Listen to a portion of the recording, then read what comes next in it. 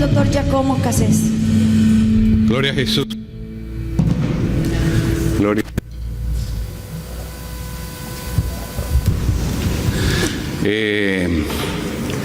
Maravilloso, qué rico es gozarnos en la presencia del Señor.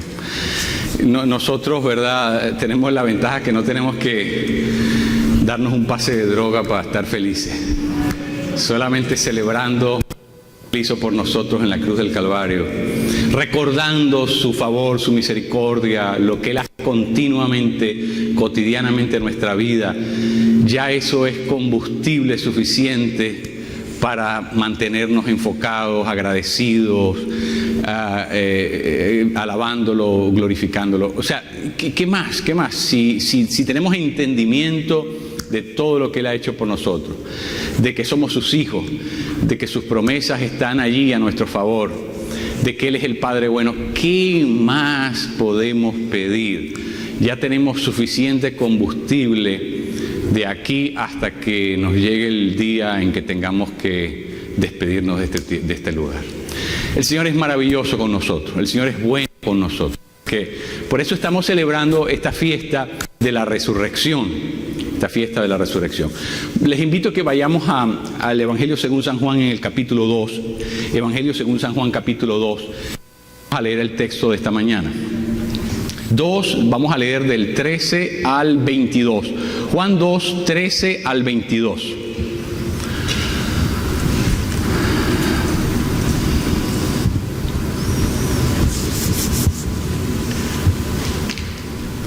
Está ahí en pantalla. ¿Quién lo lee en voz alta, por favor? Amén. Gloria a Dios. Cuando se aproximaba la Pascua de los judíos, subió Jesús a Jerusalén y en el templo halló a los que vendían bueyes, ovejas y palomas, e instalados en sus mesas a los que cambiaban dinero. Entonces, haciendo un látigo de cuerda, echó a todos del templo, juntamente con sus ovejas y sus bueyes, regó por el suelo las monedas de los que cambiaban dinero y derribó sus mesas. A los que vendían las palomas les dijo: saquen esto de aquí. ¿Cómo se atreven a convertir la casa de mi padre en un mercado?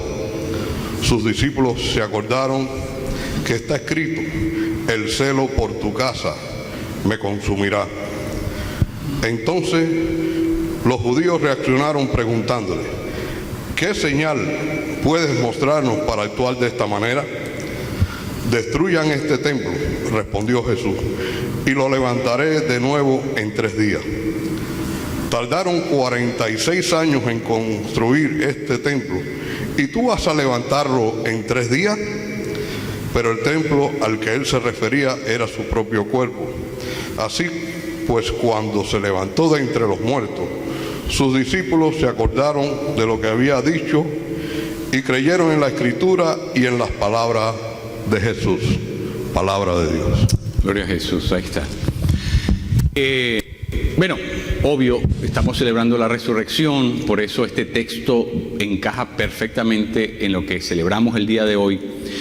Es importante destacar algo. Si ustedes notan, cada vez que Jesús habla de la resurrección,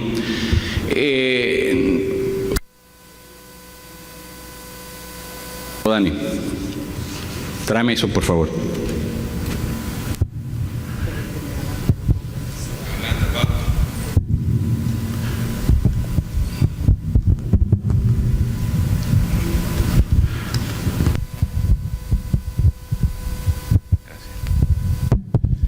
Ok.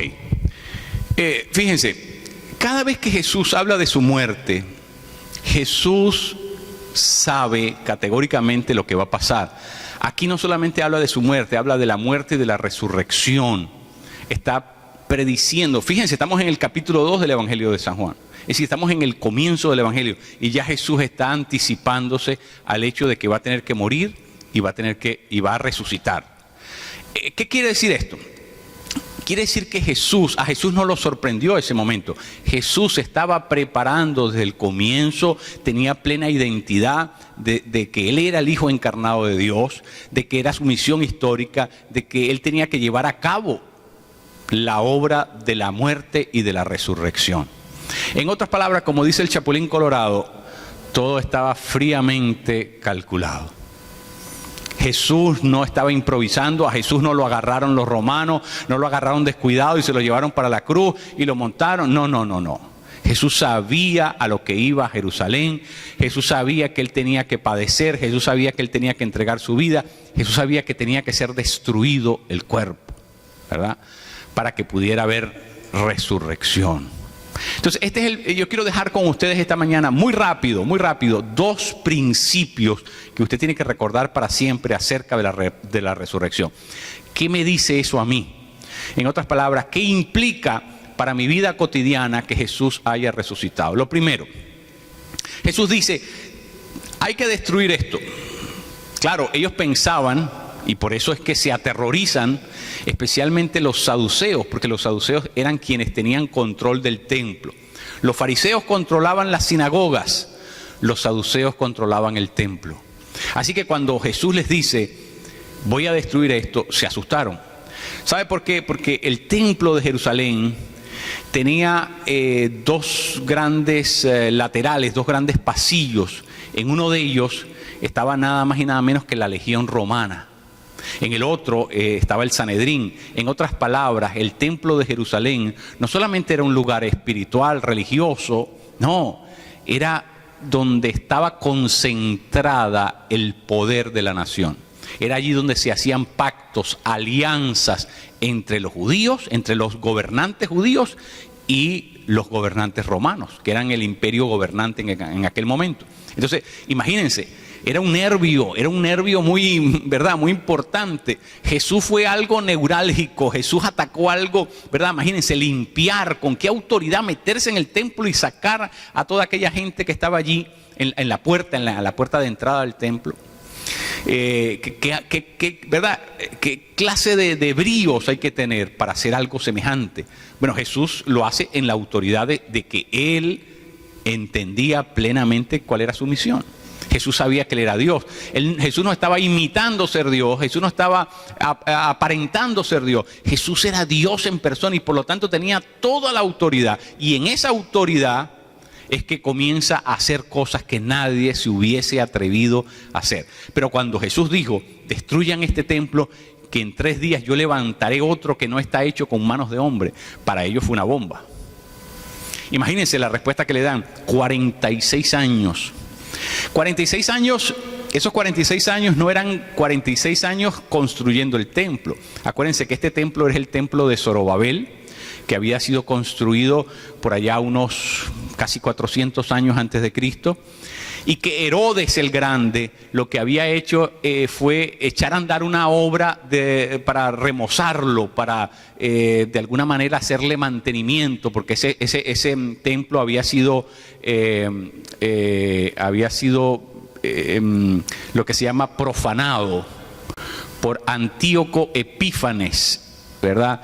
Que había entrado y había, ¿verdad?, destruido de alguna manera mucho de la parte interna de ese templo, y lo que hizo Herodes fue restaurarlo, y les tomó 46 años, imagínense, ese proceso de restaurar todo aquello. Ahora Jesús dice, échenlo al piso, y ustedes verán cómo en 3 días yo hago otro, que no es hecho con manos de hombre. Una cosa muy interesante, porque Jesús está hablando del templo como su propio cuerpo. Y a propósito, nuestro cuerpo hoy es el templo del Espíritu de Dios. Así que nada que Jesús no haya hecho nos pide que nosotros hagamos. Es decir, Jesús nos pide que nosotros hagamos lo mismo que Él hizo. Y lo mismo que le pasó a Él tiene de alguna manera que pasarnos a nosotros, ¿verdad? Hay un paralelismo y por eso nos llamamos cristianos, porque en todo queremos ser como nuestro Señor Jesucristo. Pablo decía, Pablo asumió el sufrimiento como algo que tenía necesariamente que vivir para identificarse con la persona de Cristo. Qué interesante. un entendimiento completamente diferente de las cosas. Pero lo que pasó a Jesús tiene que pasarnos a nosotros. Ahora, ¿cuál es el primer gran principio? El primer gran principio es que algo tiene que ser destruido para que después pueda ser levantado. Ese es el primer principio. ¿Qué dice Jesús? Jesús dice, si el grano de trigo no cae en tierra y muere, no puede llevar fruto. Si no cae en tierra y muere, no se puede levantar. En otras palabras, si no estás dispuesto a gastarte una semilla, a perder una semilla, no vas a poder tener después el árbol. Tienes que estar dispuesto a perder algo. Y en este caso, tienes que perder una semilla. O sea, la semilla o te la comes o la pierdes. La pierdes en el sentido de que te separas de ella, te despojas de ella, la tiras al piso. Y entonces, ¿cuál es la probabilidad? Que de esa semilla salga algo que dé mucho fruto. La vida cristiana es exactamente eso. Nosotros no nos preparamos para vivir.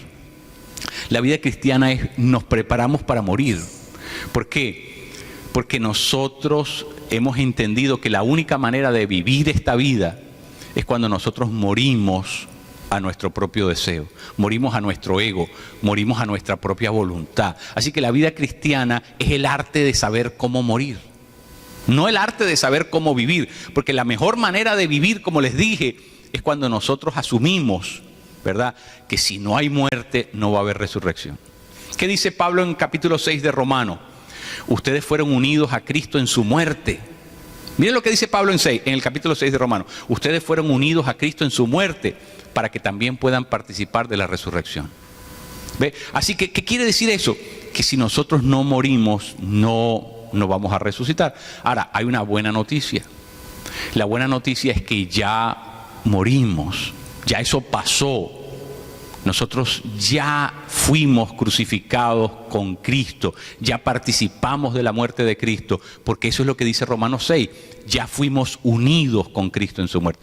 ¿Cuándo pasó eso? Nosotros no tenemos memoria, eso pasó en el plano espiritual, pero nosotros lo aceptamos categóricamente por fe, porque en el momento que nosotros nos unimos a Cristo, fuimos unidos, ¿verdad?, a la totalidad de la obra de Cristo, y por lo tanto nosotros no tenemos que sofocar nuestro cuerpo o castigar nuestro cuerpo o como flagelar el cuerpo como hacían muchos ermitaños, ¿verdad? Se iban al desierto, aprendían a hacer cosas, ¿verdad?, cosas locas, grotescas, algunas de ellas, cosas, ¿verdad?, la forma como castigaban al cuerpo. Eso no es una doctrina cristiana. Nosotros no tenemos que flagelarnos, porque no es este cuerpo, es la naturaleza caída, y la naturaleza caída no se va a destruir cuando nosotros destruyamos este cuerpo. ¿Ve? Son dos cosas completamente diferentes. Por lo tanto, el primer principio que nosotros tenemos que aprender de la resurrección es que sin muerte no hay resurrección. Eso es lo primero. ¿Qué quiere decir eso? Que si yo quiero participar de la resurrección, tengo que aprender a vivir. Tengo que aprender a vivir de esa manera. Tengo que aprender a sujetar todo mi deseo, mi voluntad, todo sujetarlo a Él. Ahora, eso ya pasó, pero yo tengo que aprender a vivir de esa manera. Es decir, aunque eso ya pasó en el mundo espiritual, es una realidad para mi vida, yo tengo que aprender a vivir de esa manera. Tengo que dejar que sea Cristo el que viva en mí. Ya no vivo yo, dice Pablo. ¿Por qué? Porque ya nosotros no vamos detrás de nuestros propios intereses. Ya nosotros no vamos detrás de nuestras propias agendas. No vamos detrás de nuestra propia misión individual. Ya nosotros no perseguimos nuestra propia gloria. Ya nosotros no vamos detrás de nuestros propios sueños. Nosotros tenemos algo más importante que hacer. Nosotros tenemos una misión más importante todavía. Porque ¿de qué serviría si nosotros alcanzáramos todas esas cosas?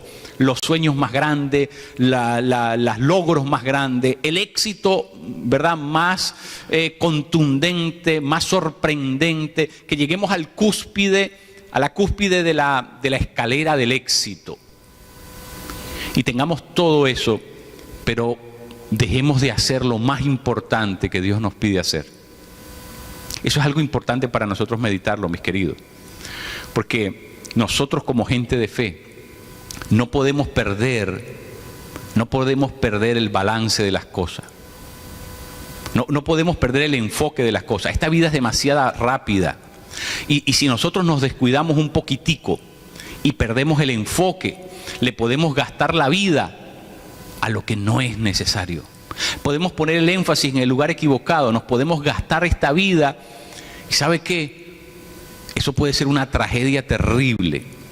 Para mí, yo siempre lo he dicho, mi peor pesadilla es imaginarme en un cuarto, en una de estas salones de cuidados intensivos, con una mano de tubos y de cables encima de mí, con un montón de máquinas, ¿verdad?, tratando de mantenerme vivo, y que ahí yo tenga conciencia y me dé cuenta que no he cumplido con lo que Dios me ha pedido hacer. Para mí esa es la pesadilla más horrenda que me puede suceder. O sea, verme en una situación de impotencia donde la muerte ya se me tiró encima, donde no puedo evitarla, y saber que le quedé mal a Dios. Para mí eso es la peor pesadilla del mundo. ¿Y sabe qué, mi querido? Si nosotros no morimos a lo nuestro, no estamos viviendo como los que van a resucitar. Si nosotros no dejamos a un lado lo nuestro, lo que a mí me gusta, lo que a mí me interesa, y no lo ponemos a Él primero, lo que a Él le gusta y lo que a Él le interesa. ¿Y sabe qué? Cuando nosotros lo hacemos a Él prioridad, cuando nosotros lo hacemos a Él lo importante, cuando Cristo es aquello en lo cual nos gastamos la vida, todo lo otro Dios nos los da como un plus, como un bono. Dios es tan bueno que cuando nosotros le gastamos la vida a lo que vale la pena, a lo que vinimos a hacer aquí en la tierra, nosotros tenemos una misión de nuestro Padre. Jesús no vino aquí a la tierra a cumplir su propia misión. Ustedes lo ven en los evangelios. Jesús continuamente está diciendo: yo no hablo de mí mismo, yo no vine a hacer mi propia voluntad, yo digo solamente lo que le escucho decir al Padre, yo hago la voluntad del que me envió. Es decir, Jesús está continuamente diciendo: oigan, yo no estoy aquí por mi cuenta, yo tengo una autoridad sobre mí, yo tengo una responsabilidad sobre mí, yo le voy a entregar cuenta a alguien. ¿Por qué Jesús viene a hacer eso si Jesús es igual al Padre? Jesús no está por encima ni por debajo del Padre. ¿Por qué Jesús habla de esa manera? Porque Jesús viene a enseñarnos a nosotros cómo vivir la vida. Y cuando tú tratas de vivir la vida para ti, buscando lo tuyo, persiguiendo lo tuyo, apuntándole a lo tuyo, con tu propia agenda, ¿sabe qué? Eso no va a terminar bien. Porque esta vida es demasiado corta. Y aunque tú llegues a lo más alto, la pregunta es: ¿eso fue lo que Dios te mandó a hacer? Aunque tú llegues a lo más importante, la pregunta es eso lo que Dios quería que tú hicieras? Por lo tanto, nosotros tenemos que entender que mientras nuestro ego esté vivo, nuestros propios intereses naturales, humanos, estén siendo parte de la ecuación de nuestra vida, nosotros podemos estar yendo detrás de otra cosa que no es Cristo. Por lo tanto, unidos a Cristo, participamos de la resurrección. Ese es el primer principio. Si yo no estoy unido a Cristo en su muerte, si yo no estoy unido a Cristo en la muerte mía, que es la muerte de Él, es decir, si yo no tengo eso presente continuamente en mi vida, yo le puedo gastar mi tiempo, mi esfuerzo, mi energía, mi vitalidad, mi creatividad, mi imaginación, se la puedo gastar a lo equivocado. Por lo tanto, nosotros en conciencia de la resurrección, en conciencia de que somos el templo del Espíritu Santo, en conciencia de que Él nos escogió para propósitos más elevados, para propósitos trascendentes, en conciencia de eso, ¿verdad?, despertamos a la realidad de que Dios es el que tiene total derecho sobre mi vida. Mire, Jesucristo es el Señor de la historia humana. Yo esto lo he repetido por años. Y a veces me siento como la voz que clama en el desierto, ¿no? Me siento que lo digo. Bueno, lo he dicho tanto y tan poco caso me han hecho que ya ni siquiera me produce malestar. O sea, ya estoy tan acostumbrado, estoy tan, de alguna manera, habituado, que de alguna manera ya no me produce urticaria, ni me da, ¿verdad? No, ya, ¿verdad? Es triste, pero es lo que sucede. Mi querido, Jesucristo es el Señor de la historia humana. Jesucristo es el Señor de la historia humana. Jesucristo no es un maestro iluminado de Nazaret. Jesucristo no es un taumaturgo, un hacedor de milagros. Jesucristo no es un profeta rezagado del Antiguo Testamento. Jesucristo es el Señor de la historia humana. Y cuando usted entiende eso, que Él es lo importante. Él es la razón de la historia humana. Jesucristo no es en la cerecita del pastel. Él es la historia. Él es, todo tiene que ver con Él. Todo, absolutamente. Nosotros no estamos aquí para lo nuestro. Nosotros no estamos aquí para ser felices ni para perseguir nuestra... Eso no es lo importante de esta... Lo importante de esta historia es Él. Él es lo importante en esta historia. Y por lo tanto, mi querido, nosotros tenemos que reorganizar nuestra forma de ver de la vida. Porque el que resucitó no, es Él el que resucitó. Él es el que resucitó. ¿Y qué quiere decir eso? Que Él es el Señor de la historia humana. Él es el único. ¿Usted conoce a alguna persona que haya abandonado la tumba? No existe. No hay tal persona. La única persona que murió, resucitó y ya nunca más la muerte tiene posesión de Él, es Jesús de Nazaret. Usted tiene que entender eso. Si usted no le cae el 20 con eso, no puede ni siquiera ser cristiano, pues imagínese. Porque no hay otra doctrina más importante que eso. No hay otra enseñanza más importante que esa. Toda la Biblia fue escrita apuntándole a una sola persona. Usted puede, es decir, esto es como en el teatro, ¿verdad? Hay un rayo de luz, ese cañón de luz que se apunta sobre una persona cuando todo está, las luces están completamente apagadas y hay un cañón de luz que se apunta a un lugar. Toda la Biblia apunta a una sola persona. Todos los demás son actores de reparto. Aquí el único que tiene la exclusividad, el único que es el personaje central, el único sobre el cual toda la trama gira, es Él, Jesús de Nazaret. No hay nadie más. ¿Ve? Por eso es tan importante la resurrección. ¿Sabe por qué es tan importante la resurrección? Porque esto es como cuando usted está en una ruleta. Usted tiene un número, usted tiene usted puede escoger uno solo. Y usted escoge el número y le dan vuelta a esa ruleta y no sale el número suyo. Si usted tenía uno solo, ya. No hay más nada. En esta vida nosotros tenemos solamente un número al que le podemos apostar. Y nosotros como cristianos le hemos puesto ese número a Jesús de Nazaret. Ahora imagínese que nosotros le apostemos lo único que tenemos, todo se lo tiremos a Jesús y después descubramos que Jesús no era lo que dijo, que Jesús nos embaucó, que Jesús era un charlatán. ¿Se imagina lo que eso significa? Perdimos el nombre, se acabó, porque aquí en la vida solamente teníamos un disparo en la escopeta, solamente tenemos un cartucho, no teníamos más. Si no lo pegaste donde tenías que pegarlo, lo perdiste, ya. La vida solamente te da esto. El tiempo que te toque vivir aquí es todo lo que tienes para jugarte el número. Pero lo lindo de la resurrección es que Jesús es el único que ha podido demostrar de manera categórica, poderosa, que Él es Dios por encima de todos los demás. ¿Sabe por qué? Porque es fácil autoproclamarse Dios. Usted ve cada loco en la televisión, usted ve cada loco en la historia humana, usted ve cada persona que se atribuye, ¿verdad? Comenzando con los Césares romanos. Ellos ¿verdad?, se elevaban al puesto de ser divinidades, ¿verdad? Los divos, así, de ahí viene la palabra los divos, es decir, semidioses. Y la gente le daba adoración y ellos se sentían que eran la gran cosa, ¿verdad?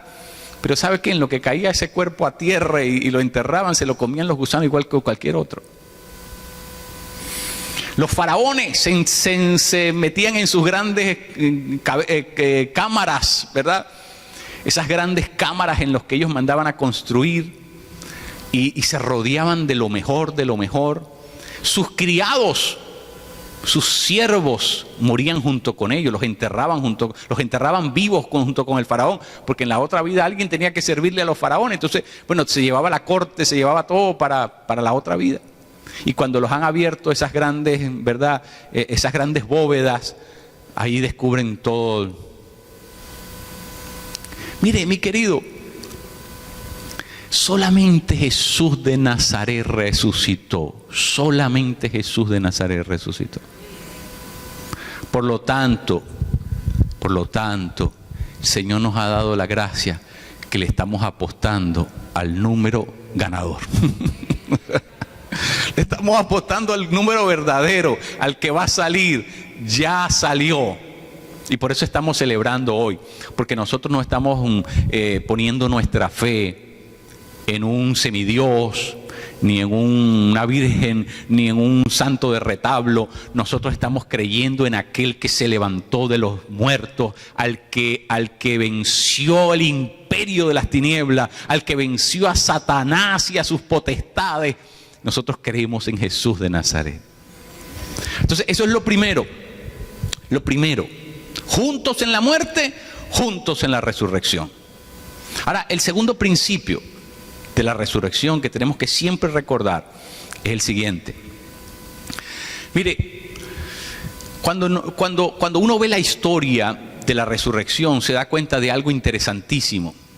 Y es que Dios hizo de su peor momento, fíjese, el peor momento de Dios en toda la historia del universo, el peor momento de Dios es el momento en que Jesús va a la cruz. Porque Dios nunca había sido frágil ni vulnerable. Dios nunca había, ¿verdad?, nunca se había humillado de tal manera. Entonces el momento, vamos a llamarlo de alguna manera, el momento de flaqueza de Dios, el momento de total contrictamiento divino, el momento de su downfall, como se dice, el momento más bajo de Dios, es el momento más glorioso. ¿Qué paradoja? Porque en ese momento en que Dios, ¿verdad?, queda sin gloria, queda abochornado, queda burlado, queda maltratado, queda herido, es una bola de carne y sangre, es una cosa amorfa, dice el Salmo 22, el gusano, dice el Salmo 22 lo compara con un gusano. Imagínense lo que habrían hecho con Jesús. Era un amasijo de cosas, pero en ese momento en que Satanás, me imagino, se estaría riendo, lo vencimos, lo destruimos, acabamos con el Hijo de Dios. En ese momento se revierte todo, porque cuando todo el mundo pensaba que Jesús estaba vencido, estaba comprando vida para nosotros. Estaba comprando salvación para nosotros. Estaba comprando liberación para nosotros. Estaba comprando sanidad para nosotros. Estaba comprando la plenitud de la vida abundante para nosotros. ¡Qué tremendo! En el momento más bajo de Dios, en la caída precipitosa de Dios, en el momento de la zancadilla en el piso, Dios tirado en el suelo, Dios no valía un centavo, Satanás riéndose en las nubes. Y en ese momento Dios está cambiando la historia humana completamente. ¿Sabe cuál es el principio de la resurrección? Que Dios es capaz de hacer de lo más malo lo más bueno. Tú estás pasando por una tragedia. Tú estás pasando por un mal diagnóstico. Tú estás pasando por una situación que te parece infernal. Te parece que la boca del infierno se ha abierto para tragarte. Tú crees que esto es algo que no lo puedes superar, que no lo puedes pasar, que se acabó todo, que se perdió todo. Pero sabes que el Dios en el que nosotros creemos es capaz de hacer de lo más malo lo mejor que nos pueda pasar. Tremendo. Sí, de las grandes tragedias, Dios puede hacer grandes milagros. Dios puede hacer cosas maravillosas, ¿verdad? Es como cuando uno siente que va caminando hacia el desfiladero, ¿verdad? Hacia el precipicio, y ya sabe que los pasos están contados para irse hacia abajo y ¿verdad? Desplomarse. Pero Dios, ¿verdad?, es capaz de hacer un puente en el mismo momento que nos toca pisar en el aire. ¿Sabes por qué? Porque Dios es un especialista en agarrar lo malo y volverlo para nuestro beneficio. Dice la Escritura en Romanos 8:28 que los que aman a Dios, todas las cosas redundan para bien. Los que aman a Dios. Qué maravilloso. Dios tiene la capacidad de torcer eso. En el judo, el principio sobre el cual se mueve la práctica, el deporte llamado judo, consiste en usar la fuerza de oposición a favor de uno. Fíjense, en el judo uno tiene que aprender a usar la fuerza negativa, la fuerza que viene a destruirte, y convertir esa misma fuerza para destrucción de la persona que te ataca. Eso es lo que se aprende. Bueno, Dios parece que ser un especialista en el judo, porque Dios, todo lo que Satanás le tiró encima para destrucción, Él lo volvió en lo más importante, lo más maravilloso que nos ha pasado. Dios es especialista en cambiar lo que el enemigo te tire para destrucción. Dios lo puede tornar en la bendición más grande que te hayas imaginado. Yo conozco el testimonio de mucha gente. Esto no es una cosa aislada, no es una cosa para nada, absolutamente. Esto no es un asunto aislado. Esto es el testimonio de mucha gente de fe, que después de los momentos más trágicos, los momentos más funestos, los momentos más aciagos de su vida, Dios ha usado eso para repotenciar la vida de esa persona, para cambiarle la visión de las cosas a esa persona, para reorganizar toda la vida de esa persona. Piensen por un momento en la vida de Job, ¿verdad? Qué tragedia más terrible la de Job. Es decir, lo perdió todo. No solamente quedó en cero, porque bueno, ya cero por lo menos estás encima de la superficie. No. Job terminó en menos cero, porque no le quedó ni siquiera la salud física. No le quedaron ni siquiera los amigos. O sea, imagínese usted, no le quedó nada. Pero ¿sabe qué? Esa experiencia que parecía el fin, que se precipitaba al desenlace final de la vida de Job, Dios muestra una vez más que Él es capaz de hacer desde la ceniza, de la nada, hacerlo absolutamente todo. Así que cuando tú creas que la cosa se está poniendo demasiado terrible, fíjate, es el momento de alinear tu vida en la voluntad de Dios. Porque mientras tú estés en la voluntad de Dios y tú estés agradando al Señor, honrándolo, viviendo agradecido a Él, tú solamente te quedas quieto y dejas que el Señor se convierta en el vengador de tu vida, y dejas que el Señor se convierta en tu abogado, como dice las Escrituras, y dejas que el Señor se convierta en el consolador de tu vida, que Él ponga en orden todas las cosas. Tu trabajo es creerle a Él, tu trabajo es poner la fe en Él, tu trabajo es darle crédito a lo que Dios ha dicho. Ese es tu trabajo.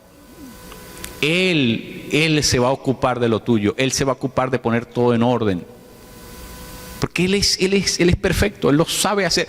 Nadie lo sabe hacer mejor que Él. Si Él de la cruz, de la muerte, pudo hacer la resurrección, este Dios de nosotros no tiene nada que lo pueda detener. No existe la palabra imposible para Dios. ¿Qué quiere decir eso? Que Dios puede sanarnos si eso es lo que Él quiere hacer, que Dios puede revertir las cosas si eso es lo que Él quiere hacer, que Dios puede sacarnos del hoyo más profundo si eso es lo que Él quiere hacer. Dios tiene la potestad para hacer cualquier cosa. No existe la palabra imposible. No existe la palabra. Para Dios no hay imposible. Así que nosotros tenemos que tener siempre esto en mente. Alíñate por la voluntad de Dios. Mientras que tú estés en la voluntad de Dios, la voluntad de Dios es perfecta para tu vida. ¿Eso significa que me voy a sanar obligatoriamente? A lo mejor no, a lo mejor Dios en su soberanía no decide sanarte. Pero si tú estás en tu voluntad de esa muerte, va a salir algo poderoso. Fíjate, dice, pero eso no hace sentido. No tiene que hacer sentido. No tiene que hacer sentido. Es decir, nosotros no tenemos que comprenderlo cómo funciona, porque Dios no nos quiso explicar cómo funciona. Pero lo que sí es cierto es que aún cuando las cosas no salen como yo quiero, si yo estoy en la voluntad de Dios, lo que Dios quiere es mejor que lo que yo quería. Fíjate, lo que Dios quiere es mejor que lo que yo quería, porque los planes de Él son mejores que los planes que yo tenga para mí. Dios siempre se va a exceder, Dios siempre me va a superar, Dios es espléndido, Dios es magnánime, Dios es exuberante en la manera que hace sus cosas. Y la voluntad de Dios es buena, agradable y perfecta. Hay veces que no entendemos por qué pasan ciertas cosas. Si no estás en la voluntad de Dios, bueno, ya eso es otro tema. Pero si tú estás viviendo en la voluntad de Dios, si tú estás agradando, si tú vives agradecido a tu Padre, si tú vives en comunión, en intimidad, tú no tienes que preocuparte por nada, aunque pasen cosas malas en tu vida. Fíjate, porque aquí ninguno estamos eximidos de que nos pasen cosas. Yo aquí no estoy predicando nada de verdad, de esas cosas extrañas que predican por ahí, que no te va a caer nada. No. A lo mejor sí te cae. Pero lo maravilloso es que si tú estás viviendo en el plan y la voluntad de Dios, aún lo malo, Dios lo convierte en algo bueno. Él tiene la capacidad para hacer eso. Entonces, por lo tanto, ese es el mensaje de la resurrección. El mensaje de la resurrección es que cuando la cosa se puso más mala, era cuando se estaba poniendo más buena todavía. Cuando la cosa llegó al colmo de lo malo, se puso terrible, se puso, ¿verdad?, donde ya la cosa no podía dar más, cuando llegó al fondo, cuando la situación tocó el fondo, que todo parecía perdido, era cuando estaba mejor. Era cuando estaba mejor, porque esa es la gran... Usted no se da cuenta que Dios hizo que el faraón persiguiera a los israelitas. Y uno dice, pero Señor, ¿de qué lado estás tú? Si ahora también el viejo loco se nos va a tirar encima, diría Moisés. O sea, espérate, ¿cómo es que Dios va a poner a faraón en contra de nosotros en vez de cambiarle el corazón para que nos deje ir? Porque los planes de Dios son así. Dios hace cosas que uno dice, bueno, pero ¿dónde está la lógica en esto? No tiene que tener lógica. ¿Sabe por qué? Porque Dios tomó gloria por encima del faraón. Dios hizo eso para demostrar lo grande que es. O en otras palabras, Dios hace que la cosa se ponga más difícil para demostrar lo grande y poderoso que Él es. Así que tú ves que la cosa se está amontonando, se me está complicando. ¿Sabes qué? ¿Sabes que en algún momento la mano de Dios va a salir Como en las películas, ¿verdad? Que se está cerrando el ascensor y de pronto una mano y abre de nuevo el ascensor. Bueno, la mano de Dios se está moviendo. La mano de Dios se está moviendo. La mano de Dios está trabajando a favor tuyo. No importa lo que pase, si tú estás alineado por la voluntad de Dios, el futuro es maravilloso. Mire, los cristianos siempre estamos esperando que lo mejor va a pasar. Nosotros los cristianos, sabemos que lo mejor está por suceder. Porque lo que nosotros tenemos enfrente a nosotros es la resurrección.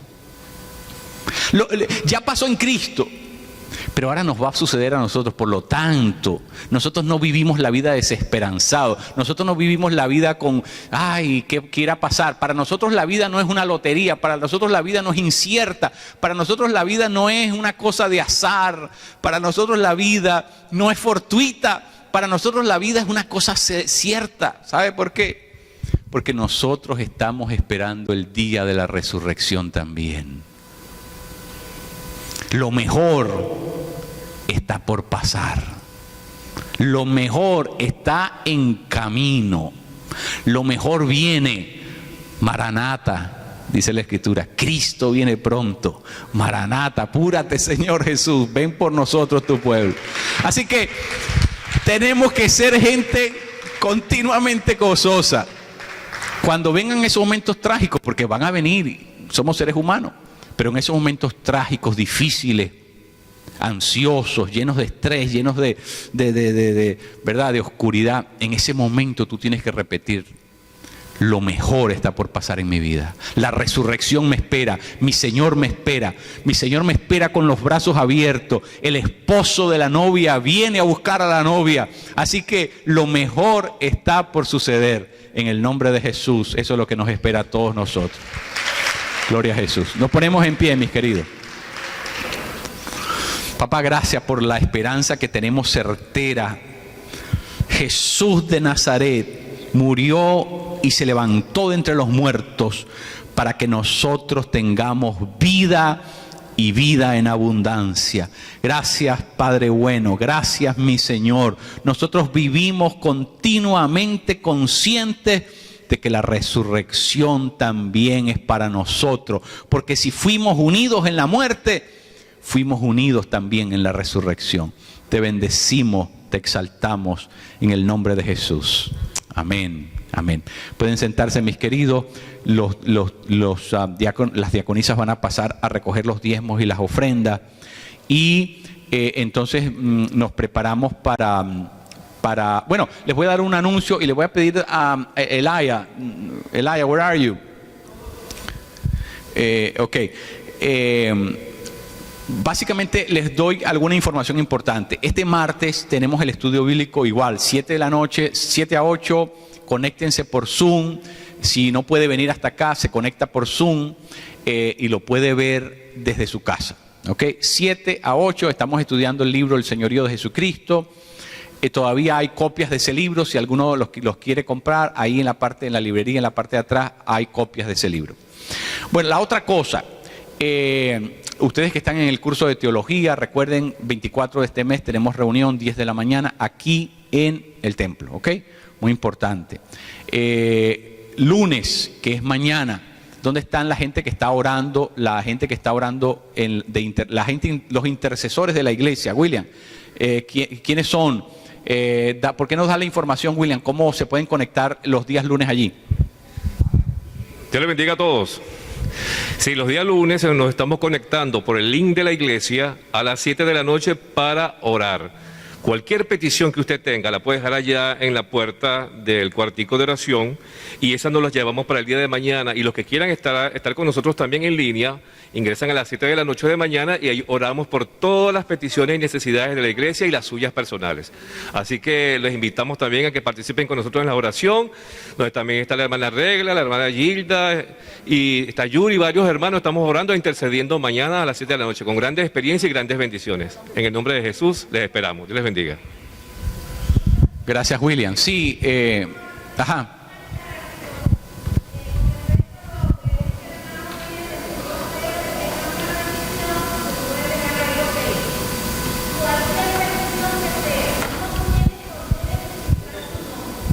Ah, muy bien.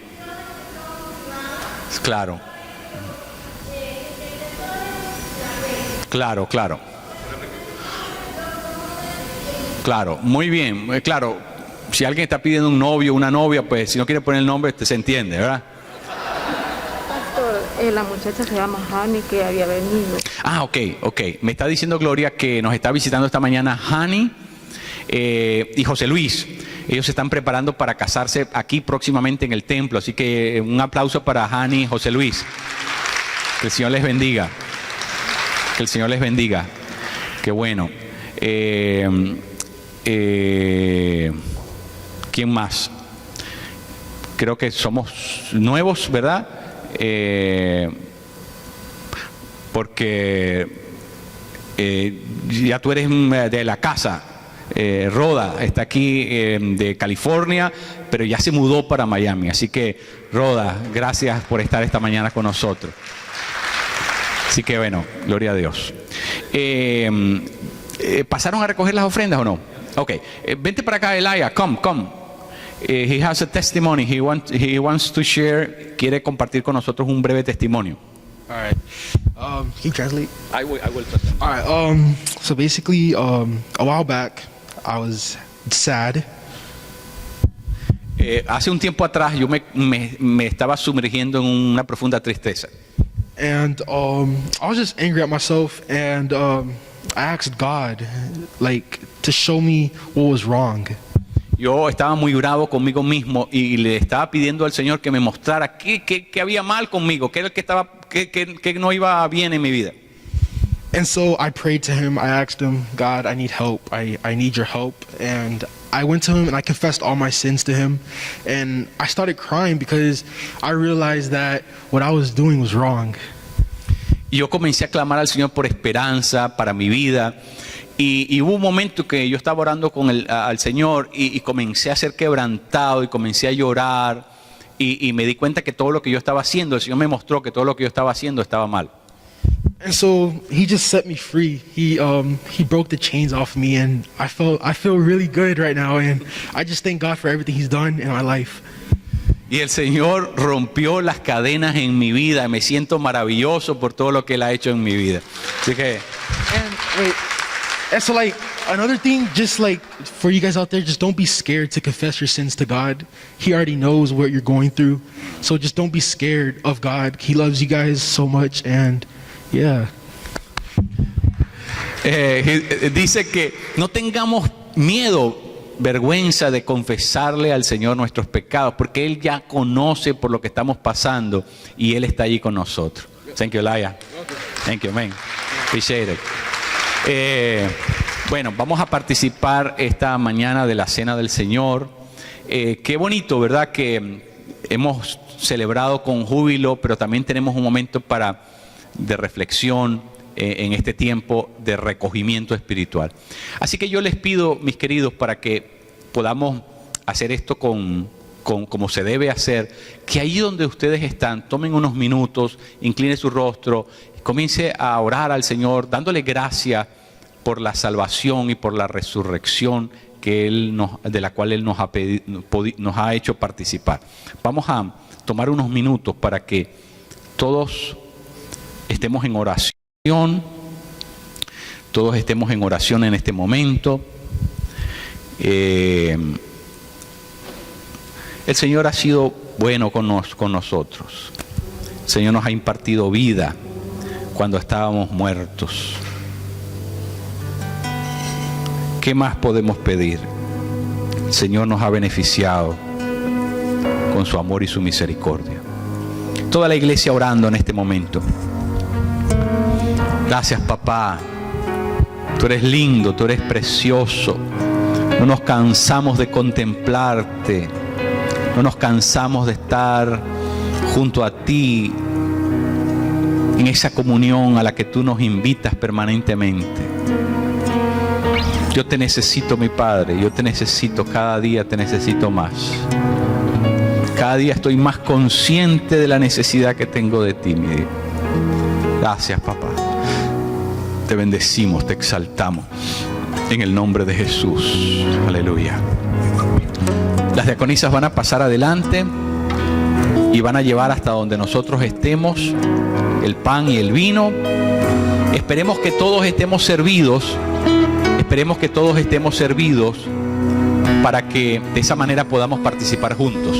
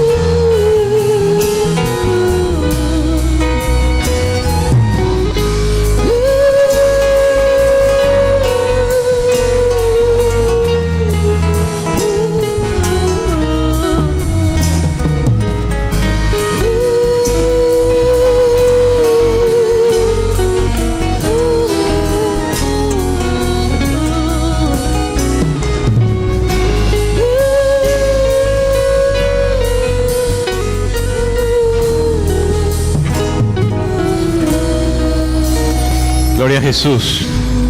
Estamos listos para participar esta mañana de la Cena del Señor. Este es el momento en que nosotros, como gente de fe, ¿verdad?, reafirmamos quiénes somos.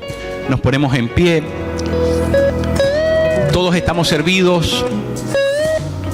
Todos estamos servidos, ¿verdad? Qué bueno. Este es el momento en que recordamos lo que el Señor Jesucristo hizo por nosotros en la cruz del Calvario.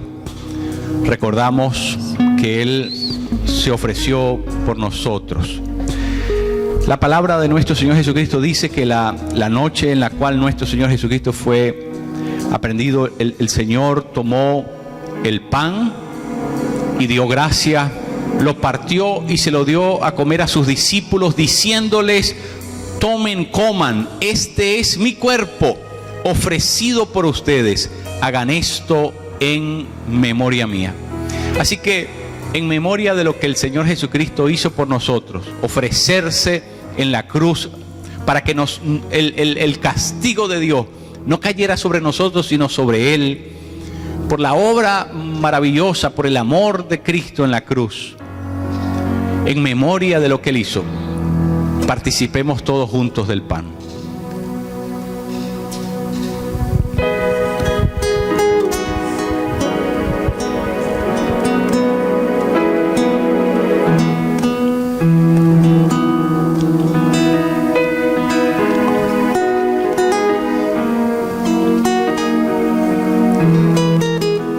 Gracias, Padre, gracias, te bendecimos. Asimismo, después de haber comido, el Señor tomó la copa, dio gracias y se la dio a sus discípulos y les dijo: tomen, beban, esta copa es el nuevo pacto en mi sangre, derramada por ustedes y por todo el mundo para el perdón de los pecados. Hagan esto en memoria mía. El jugo representa la sangre que el Señor tuvo que derramar. El precio de sangre fue lo que tuvo que pagar, vida por vida, vida por vida. Dios cambió su propia vida por la vida nuestra. Así que cada vez que tomamos el pan y bebemos la copa, recordamos que Él nos amó como nadie nos va a poder amar. Fuimos amados de una manera especial, porque Dios nos amó al punto de entregarse por nosotros. Participemos entonces también de esta copa.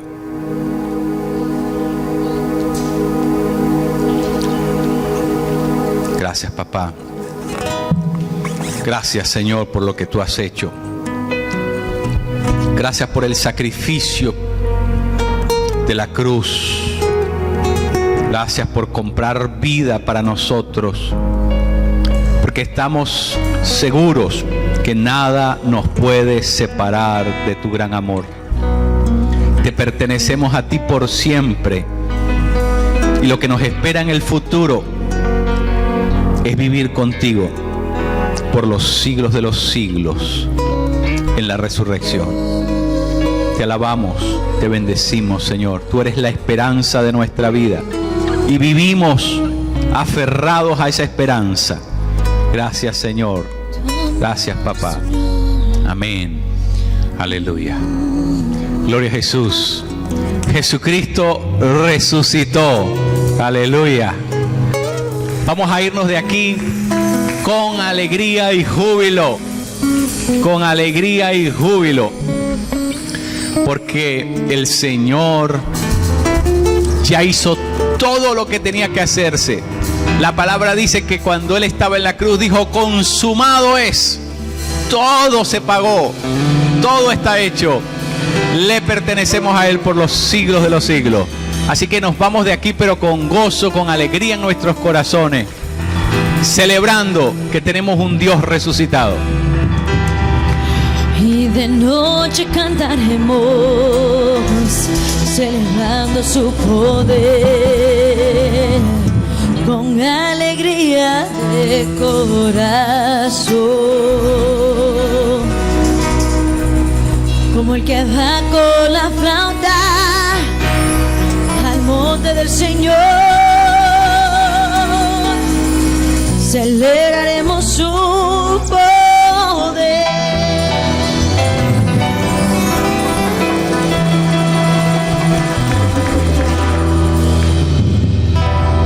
Y los ojos de los ciegos se abrirán y ellos verán.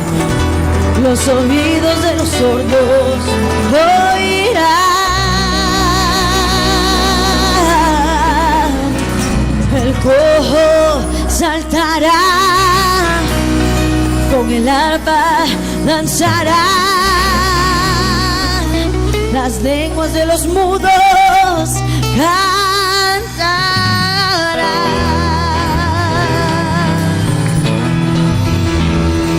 ¿Y cómo se llama? Él es el poderoso de Israel, el poderoso de Israel. Su voz se oirá, nadie lo detendrá, al poderoso de Israel. Él es el poderoso de Israel, hey, el poderoso de Israel. Hey, su voz se oirá, nadie lo detendrá, al poderoso de Israel. Y de noche cantaremos celebrando su poder con alegría de corazón, como el que va con la flauta al monte de Jehová.